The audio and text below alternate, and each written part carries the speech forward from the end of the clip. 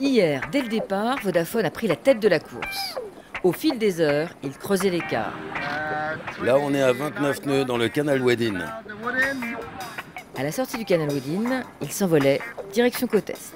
Largement derrière, Scallywag, le maxi monocoque, tente de rattraper le trimaran. Il est suivi de Beau Geste, qui tire des bords. On jibe beaucoup et on évite les récifs. Chez Beau Geste, l'heure est surtout à la stratégie. Discussion sur le pont. À mon avis, ce serait mieux 10 000 de ce côté. C'est aussi le cas du premier Calédonien, Kill Bill. On a les partisans des longeurs de côte et des parties au large. Ça fait polémique et pour l'instant on s'engueule pas. Donc, mais on y arrive là. Donc il va falloir qu'on prenne notre décision et elle n'est pas prise. Dans le sillage de Kill Bill, Furax s'en sort plutôt bien. Pour les autres, premier couac. Spin Marine a dû réparer une drisse de spi qui avait lâché au départ. Et sur Eye Candy, premier bobo. Et elle vient de se prendre le tangon dans la tête. Du coup, elle est pas très bien. Faudrait un peu. Elle a une grosse bosse sur la tête. Et puis, ça va aller, non? Ça va aller.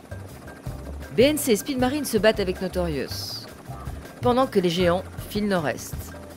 Et pour certains équipages, il n'y a pas une course, mais deux courses. Celle des Calédoniens et celle des autres. Il y a deux courses dans la course, quoi. Il y a une course pour les gros bateaux professionnels et puis il y a une course pour les locaux, quoi. J'aimais bien l'ancienne formule, mais bon, on est content de voir des gros bateaux arriver, hein. On va se bagarrer avec les bateaux de notre longueur et comme on a un très bon rating, si on arrive à arriver avec eux, on devrait être devant en temps compensé. Donc qu'est-ce que le temps compensé?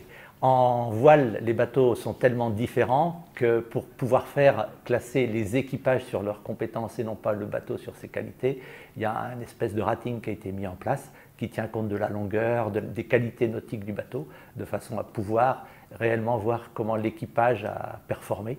On est derrière, mais par le biais du rating, on peut se retrouver quand même devant. Donc, mais ça, on ne peut pas calculer sans arrêt. Donc il faut être à fond tout le temps, pas se poser de questions. On va à fond et on accélère. Un principe que Ketal a appliqué à la lettre. Aujourd'hui, avec le plus petit bateau de la flotte, il est en tête du temps compensé. Malgré un vent faible qui met les nerfs de tous les concurrents à rude épreuve, Vodafone s'approche déjà du grand passage.